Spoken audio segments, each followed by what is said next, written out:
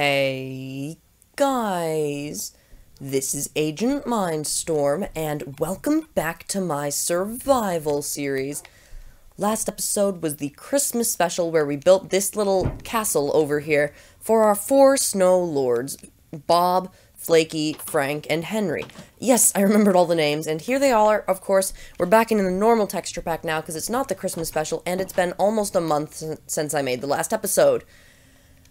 Yeah, guys, I just could literally not record for a reason that I'm going to explain, and you will it's definitely positive. The reason that you got a weird, different Portal video is, first, I want to see what it would be like if I uploaded different games and not just Minecraft on my channel, but mostly it was because I couldn't record this because the current Xbox that I used to record on was gone. It was traded in to buy the Xbox One X, which right now, guys, we're on the Xbox One X. So, the one huge thing that I absolutely love is, you might remember in old episodes I would complain about how laggy the chest room was and how I couldn't walk in here and I wanted to reconstruct it somewhere else.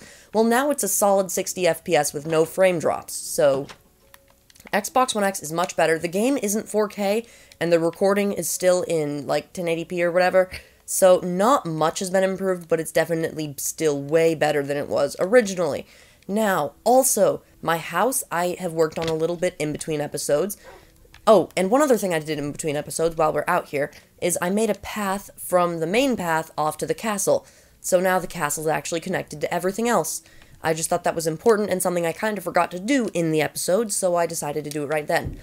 Now, the last thing I'm trying to do is I've tried to do the stairs again from the enchanting room to the brewing room. I'm just not satisfied with how much space they take up. This is the smallest version of them, and I think it's the best because it looks the best from the outside. Now, it's not the most amazing looking on the inside, but it's okay. It's like a weird floaty theme. It fits in with the crazy purple end theme enough. And yeah, so that's most of what I did around my house. I also obviously farmed netherwarts a little bit in between episodes. We're going to be farming netherwarts for a long time to get enough, guys.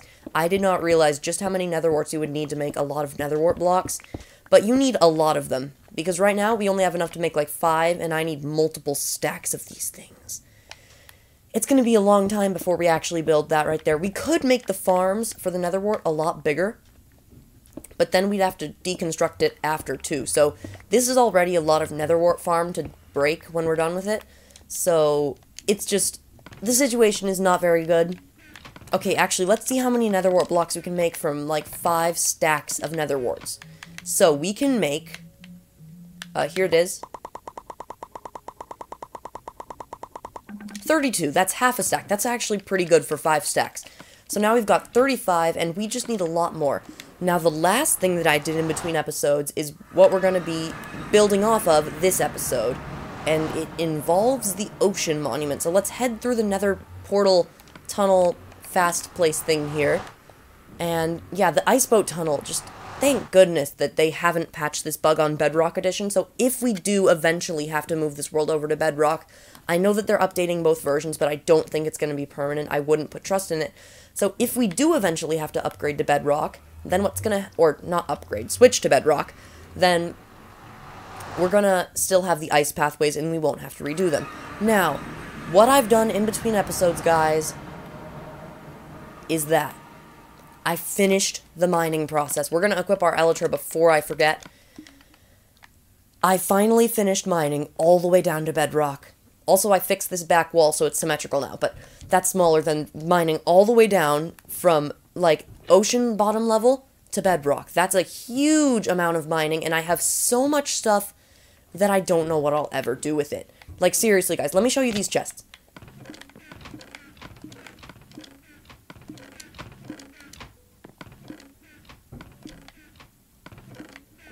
What am I supposed to do with all that? That is so much stuff. I just don't know, like, where am I supposed to put it? But what we're going to do this episode is we're going to start making the Guardian Farm. As you see, I've got the rough layout here, like really rough, because the very center, the center 4 blocks, 4x4, 16 block area, is going to be the drop. So that would actually cut off right there.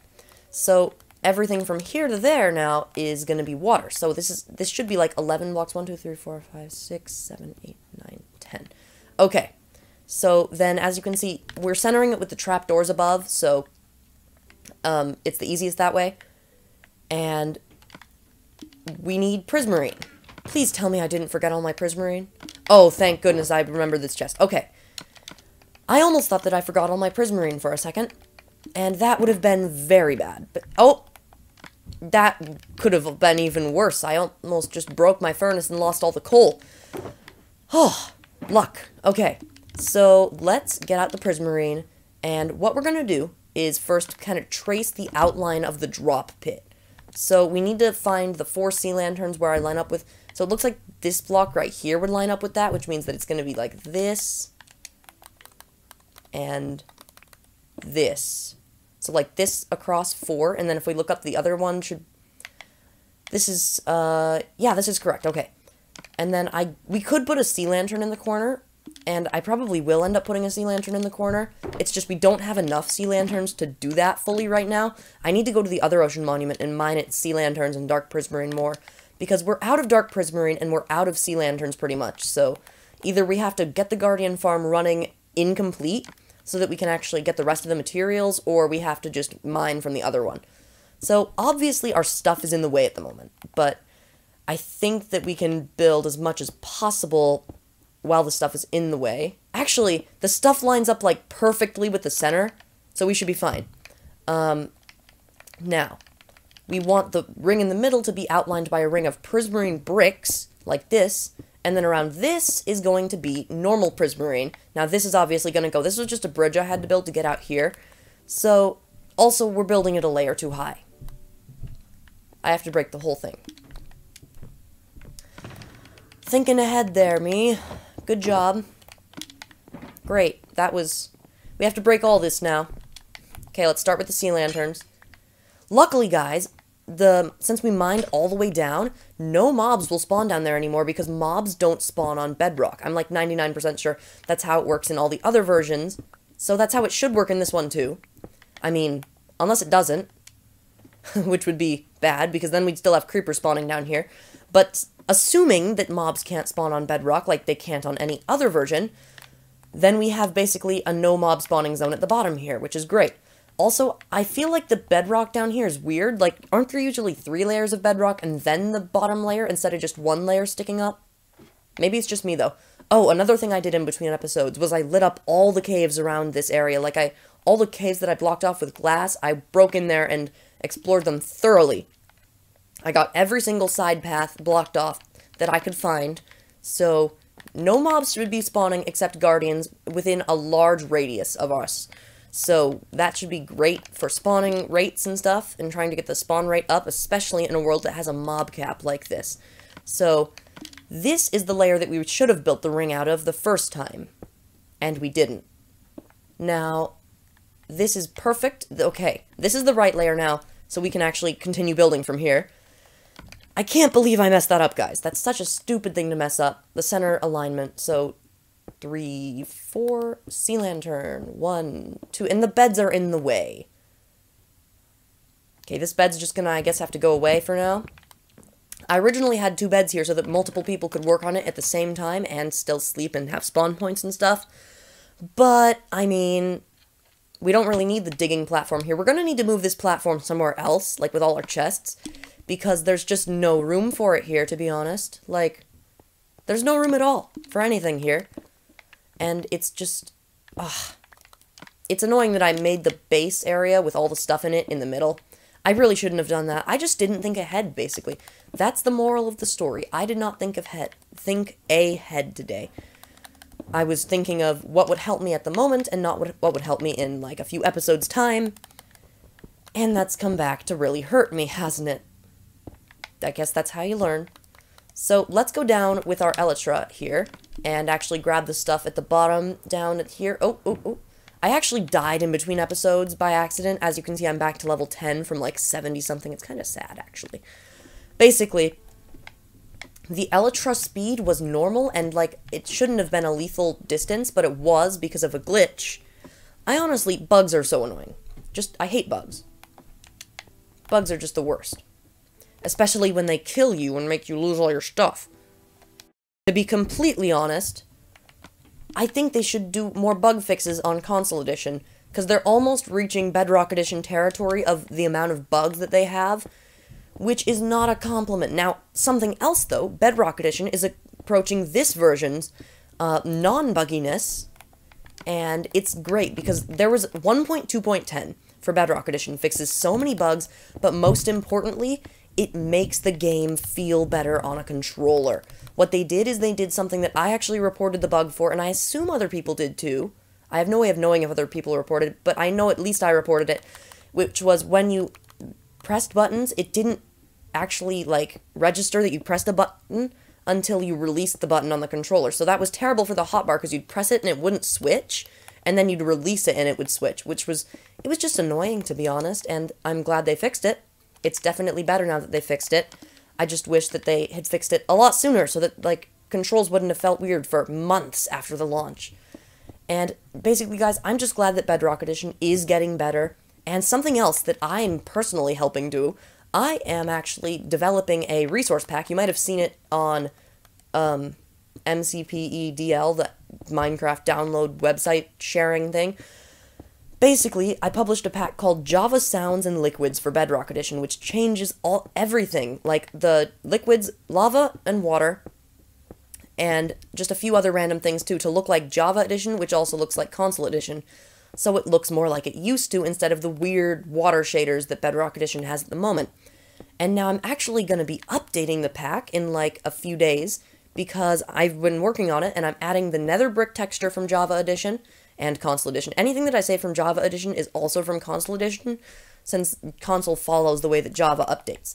Now, okay, this is 4 blocks. We need it to be 8 blocks out, so 1, 2, 3, and then the last one will be prismarine bricks, because it goes up a level at the end. And, ooh. Yeah, okay, we'll make this one prismarine bricks too. I mean prismarine, normal prismarine. So, the pack I'm developing, the most interesting thing, though, that I figured out how to do myself. There were no, like, good online guides for Pocket Edition. There's, like, guides to make anything for Java Edition on the internet, but you can't find it much for Pocket Edition, Bedrock Edition, whatever you want to call it. So I had to experiment myself to figure out how to change the grass color. So I eventually figured out how you have to use the color map file. You have to edit it in, like, an editor. I use Paint, but it's, like, terrible. I should use something way better than Paint. I just don't know anything good. Tell me in the comments, guys, what is a good image editor that's not Paint or Paint 3D? Because that's what I use, and don't tell me an online one either, because the online ones are all terrible. I've already looked. Basically, I edited the color map files so that it would change the way that grass looks in plains biomes and only plains biomes. So now plains biomes, instead of having the weird darker green color that it is on Bedrock Edition, it uses the same color as Console Edition. So I am building the wrong prismarine brick level here. That was horrible. Why did I build so much? Okay, let's come down here, grab the bricks on the bedrock. Luckily, it's really easy to spot bright blue things on bedrock. Anyways, I'm changing the way that the grass looks in plains biomes with a resource pack so that the plains biomes will all look good and like Console and Java Edition, so that we won't have the weird dark green color that clashes with villages and stuff. Oh, the one thing, though, that makes me sad is I don't think there's a way to change the color of swamp water. Swamp water is something I really don't like how it looks on Bedrock Edition, especially when you transfer a world from Console Edition, where you built over a swamp and turned it into something else. It's all black water on that version, and I couldn't find a way to fix it. If someone knows how to do that, I doubt anyone knows how to do that. If you know how to do that, tell me in the comments below, because I would love to be able to change the color of water in swamps specifically. I think it might be hard-coded into the game, though. Something else really cool, guys, is that they announced they're merging 1.13 and 1.14. Basically, the update that's adding, like, the new trapdoors and the updated block code will also add the update aquatic stuff. So, the one thing I'm worried about here is they originally said that they would all release at the same time on all platforms, which sounded really cool. But now they're moving up the release date for Java Edition because they're merging it with a different update. Does that mean that other versions will fall behind, or other versions will get it sooner? So, I don't know what that'll mean. Tell me in the comments what you think, though, because I have no idea. Okay, you know what? I'm doing it again. I'm doing the thing where I tell you guys to tell me like thousands of things in the comments, and it's just too many. You know what? Don't tell me anything else in the comments, because I have just said too many things now. Okay. The Guardian farm, though, on the other hand, is coming along very well here. The platforms are almost done. That's the goal, to have this big platform in the middle here. Because, guys, I haven't really explained what this is. I should probably do that. What this big central platform here is that everything above this, since Guardians only spawn above these pillar things, that'll be a huge chunk of water. Then there will be a whole layer of signs or fence gates. Signs lag more than fence gates, so probably fence gates. Then they'll drop into this area where the water will all funnel them into the center and push them down. And the reason for that is just I can funnel them into a smaller area instead of having to make the whole thing a killing mechanism. I can just make a small part of it a killing mechanism. It'll probably decrease efficiency like a tiny bit, but whatever. It'll also decrease the amount of building I have to do. Actually, it'll increase the amount of building I have to do, but it'll also increase the beauty, I guess, of the final product. So something else, guys, that's really good is since there's all bedrock down there, we don't have to worry about having it all like this covered with prismarine. Because as you can see, nothing's spawning because it's bedrock. It's really convenient. And you know what? Something I noticed about Bedrock Edition is that mobs barely spawn at all. And maybe they called it Bedrock Edition because mobs don't spawn on it. See how that works? No, they probably actually just called it Bedrock Edition because they want to build it up from the bedrock and, like, create their whole new engine version. That's probably the real reason it's called Bedrock, and not because mobs don't spawn very much. They do need to fix the mob spawning issues, and the crop growing issues, for that matter. Crops grow super slowly, and mobs spawn super slowly. But anyways, I am surprised about how well my video that wasn't Minecraft related did, because it actually got quite a few views, and I think it might attract people that don't watch Minecraft, but watch other things, like, I don't know, Portal, obviously, that's the video I did it on. Actually, I did it on a mod for Portal 2, but whatever, I don't care. Technicalities. Basically, I'm hoping that you guys will accept more games being uploaded onto this channel than normal, because I want to upload more things than just Minecraft. I feel like once Adventurer's Dream ends, will be the great time to start a new series on a different game. Now, guys, it won't be Subnautica, and that's because I just bought it and I'm having a bunch of fun on it, and it's not a very video-suited game. Like, in my format at least, usually my videos are around 20 minutes long, which we're approaching right now, actually, that's not good. My videos are around 20 minutes long, and they always are that. So in Subnautica, it takes a very long time to accomplish things, much longer than 20 minutes, and it would just be, all the episodes would be so boring unless you had me doing so much in between episodes that I just wasn't doing anything at all. Basically, I don't think I would be able to find a good way to really record it and upload it because of just how, like, it is as a game. Now, guys, I think we just finished the entire central platform, so I think it's time to test it. Let's get out some buckets. Do I have buckets of water or, like, empty buckets? You know what? I have iron ingots. That'll do. 6, nope, 7, whatever. I don't care. Close enough. There's the crafting table. It's buried in the prismarine. Oh, no. It's not good. I need to move all these chests in between episodes somewhere else so that they won't be in the way like this. But now, actually, I have an elytra and I have fireworks. Why am I uh-oh. What did I do? Oh, look at how creepy this chamber looks now. It's all dark and deadly and... Actually, no, it's not deadly. I take that back. It's just dark. And there. Okay, launch. Oh, we just barely didn't make it. Okay, scoop 2 buckets. And launch back. Also, underwater submarine for the win. That's a pretty cool thing you can do with elytra and fireworks that you might not know, because I didn't know it for a little while until I figured it out myself by just accidentally fireworking into water. Now, these 2 water buckets are going to make all the water for this platform that we're going to need. So, the chests are obviously in the way. Those are going to have to move in between episodes. But for now, we can at least see how this looks. So, let's go here. Let's place some water. I don't think mobs can spawn in water. I'm like 99% sure. Other than guardians, obviously, you know, the thing we're trying to farm. I don't think mobs spawn in water. Why won't the waters, like, go together? Come on, I want to make an infinite water source here. Okay, there. So we need to put one here, I guess, and one here. Okay, thank goodness I did the right flow calculation with 8 blocks, because if it wasn't, then that would be really annoying, because I'd have to redo it all. So this is our infinite water source now, and I've frozen it. Okay, infinite water source right here.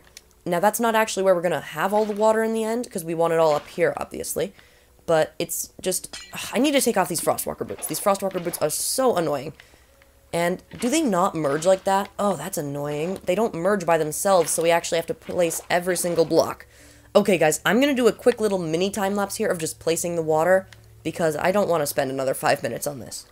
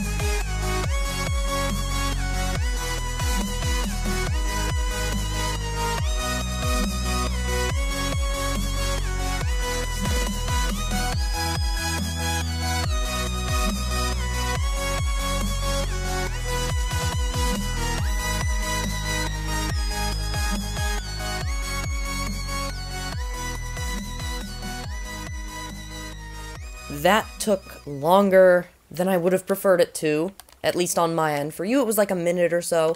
For me, that was like 5 or 6 minutes of just moving water around because of it not, like, turning into a infinite water source by itself. I had to make my own infinite water source, but look, it's all worth it because the water flows perfectly over the edge, down, and right to the edge of this, where it would push the Guardians down into a giant death funnel, where they would fall through lava, and then at the bottom they'll bounce around, they'll hit the bottom, take a bunch of fall damage, bounce around a little, and then burn to death.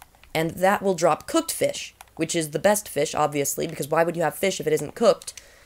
And, yeah, so we don't have to do any cooking then, and that just about concludes this episode. I'm going to put away these shulker boxes first, though, so we can actually put, you know, like, blocks there, and in between episodes, this is definitely going to have to move. All this stuff here. Like, it just cannot stay this way. This is not a good state for it to be in. It's like the stuff got flooded in between, no, in this episode. The great flood of, the Guardian farm. The farm funnel, there, that's what it is. It's the farm funnel. It's like a funnel for the Guardian farm. Anyways, guys, that's the end of this episode. So for now, I do want to tell you all, thanks for watching, and I will see you later.